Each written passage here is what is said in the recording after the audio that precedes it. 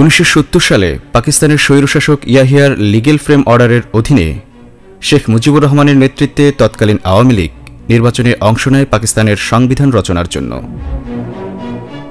নারায়ণগঞ্জ সহ সারা দেশে আওয়ামী লীগের নির্বাচনী বক্তব্য ও ম্যানিফেস্টো ছিল পাকিস্তানের জাতীয় সংহতির পক্ষে, পাকিস্তানের অখণ্ডতার পক্ষে। 70-এর নির্বাচনে আওয়ামী লীগের ম্যানিফেস্টো বা নির্বাচনী প্রচারণায় বাংলাদেশের স্বাধীনতা নিয়ে একটি শব্দ পর্যন্ত ছিল না। উল্টো শেখ মুজিব রেডিওতে দেয়া নির্বাচনী বক্তব্যে পাকিস্তান জিন্দাবাদ বলে তার বক্তব্য শেষ করেছিলেন। মুজিব শেষ পর্যন্ত এই পাকিস্তান জিন্দাবাদকে রক্ষা করতেই কাজ করে গেছেন এবং স্বায়ত্তশাসন দাবির আড়ালে মূলত স্বাধীনতা আন্দোলনকে স্তব্ধ করে দিতে কাজ করেছেন। তার প্রমাণ আপনারা দেখুন। প্রথমেই আমরা শুনে নেই রেডিও পাকিস্তানে দেয়া শেখ মুজিবের ভাষণটির কিছু অংশ। We believe that with the support and confidence of the people which our party enjoys, we shall inshallah be able to successfully to meet the challenge. Pakistan Jindabad. চলুন শেষের অংশটি আবার ভালো করে শুনি। Be able to successfully to meet the challenge. Pakistan Jindabad. আমরা কি শুনলাম? শেখ মুজিব নিজের কণ্ঠে পাকিস্তান জিন্দাবাদ বলে ভাষণটি শেষ করলেন। এবার আসি 1971 সালের 7 মার্চের ভাষণে। সিদ্দিক সালিকের উইটনেস টু সারেন্ডার গ্রন্থ থেকে জানা যায়, শেখ মুজিব 7 মার্চের ভোররাতে পাকিস্তানের প্রেসিডেন্ট ইয়াহিয়ার সাথে ফোনে আতাত করলেন এবং ইয়াহিয়ার পরামর্শ ও নির্দেশে সিদ্ধান্ত নিলেন তিনি 7 মার্চের ভাষণে স্বাধীনতার ঘোষণা দিবেন না। কিন্তু বাংলাদেশের সেনাবাহিনী সহ অন্যান্য বাহিনীর বাঙালির সদস্যরা এবং স্বাধীনতাকামী 7.5 কোটি মানুষ যেহেতু স্বাধীনতা যুদ্ধের ঘোষণার জন্য উন্মুখ হয়েছিলেন, সেহেতু তাদের চাপ থেকে রক্ষা পেতে শেখ মুজিব ঢাকা ক্যান্টনমেন্টের জিওসি খাদিম হোসেন রাজার কাছে সাহায্য চাইলেন এবং বললেন তাকে যেন পাকিস্তান আর্মির হেফাজতে নেওয়া হয়, যার প্রমাণ রয়েছে উইটনেস টু সারেন্ডার গ্রন্থের 53 নং পৃষ্ঠায়। বাংলাদেশের মানুষের স্বপ্ন ও আকাঙ্ক্ষাকে বিলীন করে পাকিস্তানের বর্বর ইয়াহিয়ার স্বপ্ন পূরণ করতে 7 মার্চের ভাষণে স্বাধীনতার ঘোষণা দিলেন না শেখ মুজিব। যখন বাংলাদেশের মানুষ প্রস্তুত যুদ্ধের জন্য, স্বাধীনতার জন্য, তখন শেখ মুজিব স্বাধীনতা ঘোষণার বদলে যুদ্ধের প্রস্তুতি নেয়ার ভণ্ডামে আহ্বান জানালেন, যা কোনোভাবেই জনমনের প্রত্যাশা পূরণ করেনি।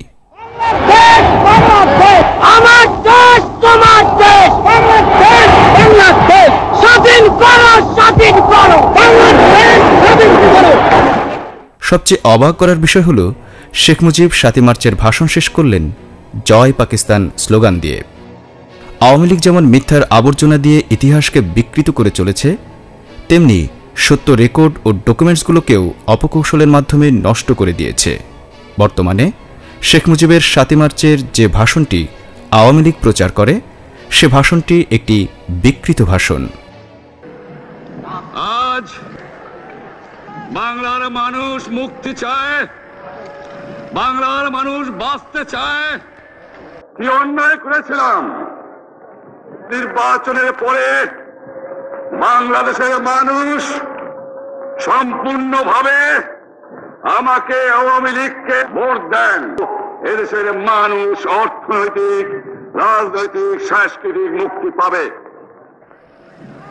কিন্তু দুঃখের বিষয়, আজ দুঃখের সঙ্গে বলতে হয় 23 বছরের করুণ ইতিহাস বাংলার অত্যাচারের, বাংলার মানুষের।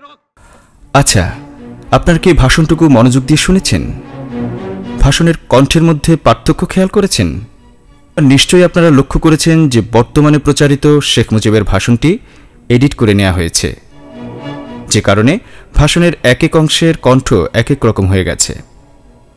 আচ্ছা, এবার আসি ভাষণটির শেষ অংশে।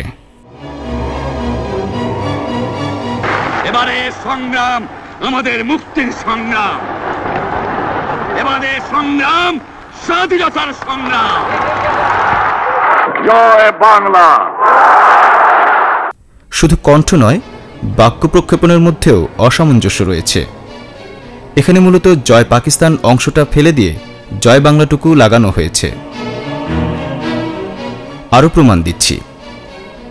এবারের সংগ্রাম স্বাধীনতার সংগ্রাম যখন বলছেন, তখন শেখ মুজিবের সরাসরি মুখ দেখা যাচ্ছে, অর্থাৎ শেখ মুজিব যে নিজের কণ্ঠে বলেছেন সেটি ভিডিওতে দেখা যাচ্ছে। কিন্তু যখন জয় বাংলা বলছেন, তখন শেখ মুজিবকে না দেখিয়ে উপস্থিত জনগণের ফুটেজ দেখানো হচ্ছে। কারণ কি? কারণ এটাই যে শেখ মুজিব জয় পাকিস্তান বলে তার ভাষণ শেষ করেছিলেন। তবে সত্যকে বেশি দিন ছাইচাপা দিয়ে রাখা যায় না। শেখ মুজিবের আসল বক্তব্যটি এবার আবিষ্কৃত হয়েছে। শুনুন সেই অংশটুকু। বাংলা জয় পাকিস্তান, বাংলা জয় পাকিস্তান। জয় পাকিস্তান বলে 7ই মার্চ যে শেখ মুজিব ভাষণটি শেষ করেছিলেন তার আরও প্রমাণ রয়েছে। 7ই মার্চে শেখ মুজিবের ভাষণের সময় মঞ্চের সামনে বসে বক্তব্য শোনা প্রখ্যাত সাংবাদিক ও বাম রাজনীতিক নির্মল সেন তার আমার জীবনে ৭১-এর যুদ্ধ বইয়ে উল্লেখ করেছেন যে একথা সত্য, শেখ সাহেব 7ই মার্চের বক্তব্যের শেষ দিকে বলেছিলেন, জয় বাংলা জয় পাকিস্তান। এছাড়াও নির্মল সেন আরও লিখেছেন যে শেখ সাহেব কেন জয় পাকিস্তান বলেছিল সে বিষয়ে তিনি তাকে জিজ্ঞেস করেছিলেন। তখন শেখ সাহেবের মুখ কালো হয়ে গিয়েছিল। তখন তিনি বললেন, আমাকে স্বাধীনতার ঘোষণা দিতে হলে অনেক পথ অতিক্রম করতে হবে। এছাড়াও বিচারপতি মোহাম্মদ হাবিবুর রহমানের লেখা বাংলাদেশের তারিখ গ্রন্থের প্রথম সংস্করণে, কবি শামসুর রহমানের কালের ধুলোয় লেখা নিবন্ধে এবং মঞ্চে বসে ভাষণ শোনা মোহাম্মদ তাজামুল হোসেনের বাংলাদেশের স্বাধীনতার ঘোষক প্রসঙ্গ নিয়ে শেখ হাসিনা মুজিবকে ছোট করেছেন নামক নিবন্ধে মুজিবের জয় পাকিস্তান বলে ভাষণ শেষ করার প্রমাণ রয়েছে।